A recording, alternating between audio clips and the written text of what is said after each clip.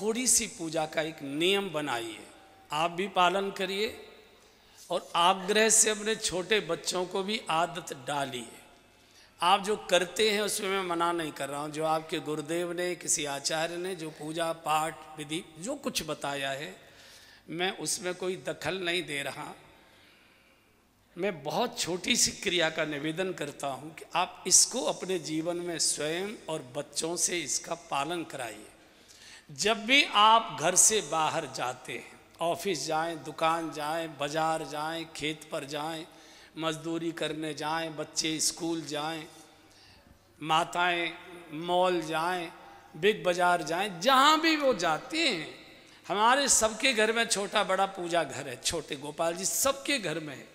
बिल्कुल तैयार होकर, गाड़ी की चाबी हाथ में, बिल्कुल जूते मोजे भी पहने हुए, मंदिर में घुसिए, बस देहली पर खड़े हो जाइए अपने पूजा घर के। भगवान नमस्कार, हम वहाँ जा रहे हैं, इतने बजे वापस आएंगे। ये बोलना पड़ेगा होठ से, जैसे मैं बोल रहा हूँ। इसको बोलने में ज़्यादा से ज़्यादा 4 सेकंड लगेंगे, ज़्यादा से ज़्यादा 3 या 4 सेकंड। फिर आप जब लौट कर आए घर, शाम को जब भी लौट कर आए, रात को, कितना भी जरूरी बड़ा मेहमान ड्राइंग रूम में बैठा तो भी तो 1 सेकंड, अभी आया सर, 1 सेकंड, सीधे भगवान के पास जाकर खड़े हो जाइए, मत जूते मोजे उतारिए। भगवान नमस्कार, मैं आ गया। बच्चों को भी आदत डालिए, कंधा बस्ता कंधे पर है, जूता मोजा ड्रेस पहने हुए है। भगवान नमस्ते, मैं स्कूल जा रहा हूँ, इतने बजे आऊँगा। भगवान नमस्ते, मैं आ गया। ज़्यादा से ज़्यादा 8 सेकंड इस काम में लगेंगे। मैं 1 मिनट भी आपसे नहीं मांग रहा हूँ कि आप 1 मिनट भगवान को दीजिए मेरे कहने से। ये बात सुनने में बहुत छोटी लग रही है, सुनने में बहुत छोटी, लेकिन बात बहुत परिणामकारी है। व्यावहारिक बात मैं बोलता हूँ, जो बच्चे घर से बाहर जाते समय या जो घर के सदस्य घर से बाहर जाते समय अपने बुजुर्ग को, माता पिता को, जो भी बुजुर्ग घर में बड़े, उनको बताकर जाते हैं तो घर के बुजुर्ग उनके आने की प्रतीक्षा करते हैं।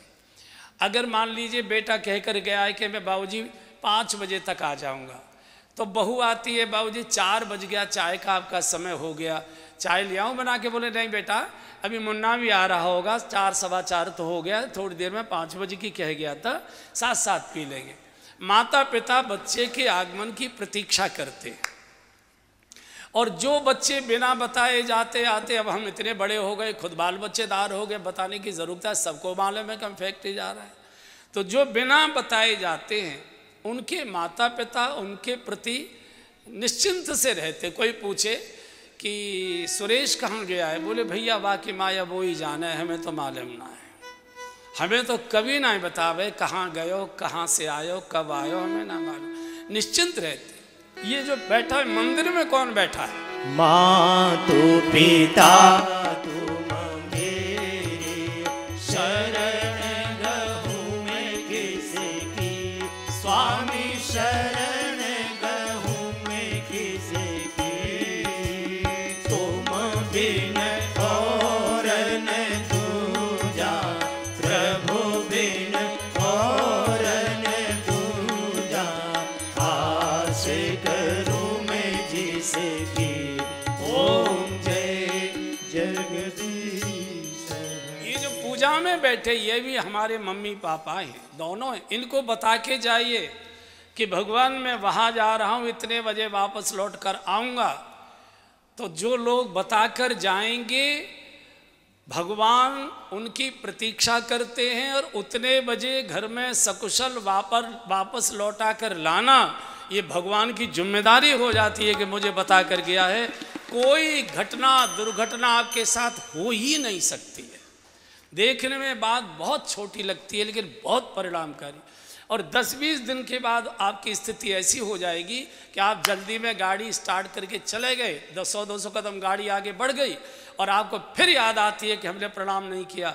आपकी हिम्मत नहीं है कि गाड़ी आगे बढ़ा कर ले जाएं, आपको लौट के ही आना पड़ेगा।